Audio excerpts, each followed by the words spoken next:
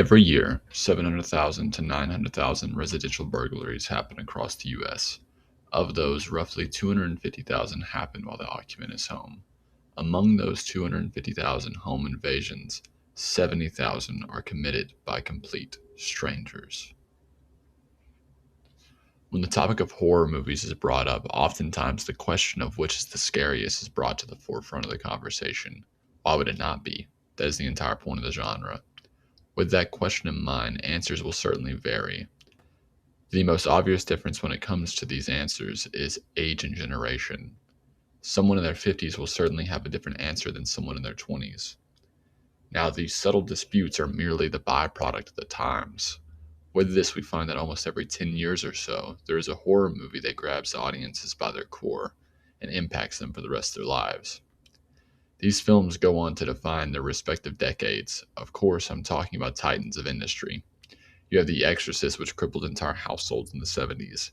Then there was the breakout of the slasher genre of the 80s with entries like Friday the 13th and Nightmare on Elm Street, which made high schoolers second guess partying in the woods or sneaking off to hook up in a dark corner of an abandoned house. The 80s evolved into a parody of itself in the 90s when the directors realized how silly the slasher genre was, which led to great satire such as Scream and I Know What You Did Last Summer. But this methodology changed in the early 2000s. There was a set pattern you could almost track the direction film was headed by following trends and habits at the time. But more on that in a moment. The question that still lingers over this topic is what makes a horror movie stand out? Is it the cast, the blood, the satanic iconography? Or is it something deeper than that, something primitive, primal? What is it about a film that can make your stomach turn and your skin crawl? How can a movie manage to invoke such emotion in you that it captures your mind, lingering around like a sickness? And can a film manage to achieve this with just one line of dialogue? The entire globe was changed in the early 2000s. After the terror attacks on September 11, 2001, the American people's psyche was altered. They became scared of the world around them and looked to authority for safety and solace. This demeanor change was reflected in the media that was being put out. We went from anti-establishment films like Fight Club and The Matrix to movies that were embedded with more patriotic ideals and militant concepts. This abrupt change not only impacted blockbusters, but it also shaped the modern era of horror films. As stated previously, the 90s were a renaissance of sorts for the horror genre. Directors like Wes Craven realized that they had the power to make the genre fit their mold. This bold move reinvigorated the genre and made the audience approach the medium in an entirely new light. With Scream, he captured the essence of the slasher film, but also poked fun at the goofy nature of the concept. The audience was able to feel the anxiety of a horror film while also getting to chuckle at our incompetent killers. But, after 2001, fear crept back into cinema.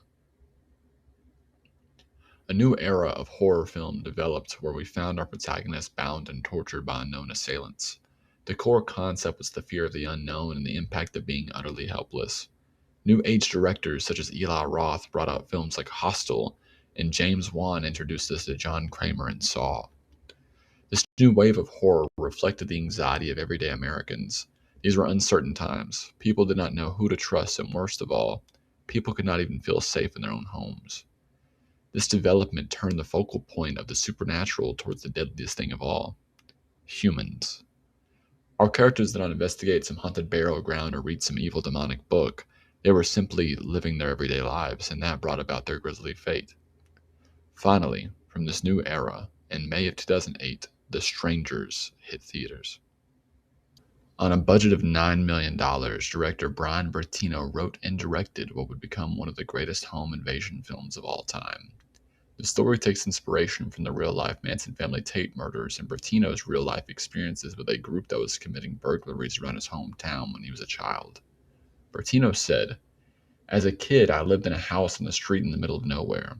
One night, while our parents were out, somebody knocked on the front door and my little sister answered it. At the door were some people asking for somebody who didn't live there. We later found out that these people were knocking on the doors in the area, and if no one was home, breaking into the houses. This would lead to the key premise of the film." The movie starts off with a voiceover stating that this film is inspired by true events and displays different crime statistics. This is followed by an eerie 911 call while the camera pans around to what is the obvious aftermath of some grisly crime scene. We see two young boys enter the home, and we are led to believe they are the ones making making the call. The scene ends and then we are introduced to our main characters, James and Kristen. They make it to a quiet cabin in the woods, which is decorated for some romantic occasion. The audience can feel some very obvious tension between the two characters, which we later learn was the result of a failed proposal. Bertino has an excellent way of crafting a world that feels real. He has characters that are dealing with true human problems in a real human scenario. We can see the complete desperation in James' eyes, and we can feel the burden of uncertainty that lies on Kristen's shoulders. This botched romantic getaway gets interrupted by a knock at the door. What is it, like 4 in the morning?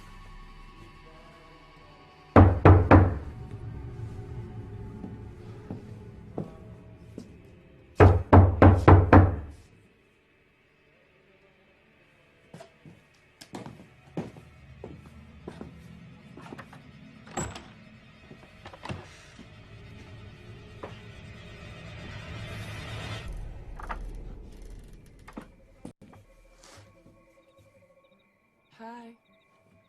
Hello.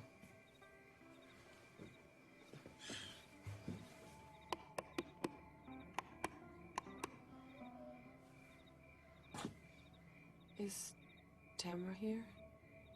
What follows this event can only be described as one of the most visceral, gut-wrenching, and anxiety-inducing films you will ever see. For the remainder of the night, the couple is terrorized, harassed, and assaulted. We find three masked individuals working together to incite fear in the couple. As the movie comes to an end, we find James and Kristen tied to chairs in the living room of the home. The three masked assailants stand in front of them, analyzing their movements. This is when Kristen asked, Why are you doing this to us? Because you were home. This single line of dialogue captures the horrifying essence of the entire film in just 4 words. James and Kristen are normal people. They were not playing with a Ouija board or hanging out in a haunted hotel. They were just home. Their attackers? Complete strangers. There's no rhyme or reason to what is happening, no causation to help us wrap our heads around it. James and Kristen were just at the wrong place at the wrong time. Bertino crafts the scene in such a horrific way that it has a plethora of layers to it, because not only do you have the haunting dialogue, you have the visual of what is truly happening. At this point in the film, we have already seen the intruders, but Bertino intentionally leaves out a key detail for the audience: their identity. We never learn who these people are. We never see their face, and we barely hear them speak. The only character with any voice lines is Dollface. We get some minor identifying characteristics such as sex, skin tone, and height.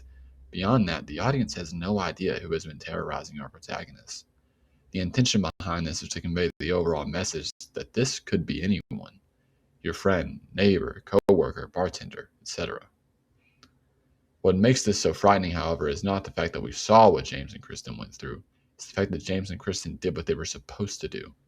They unlocked their doors, they called for help, and they fought back.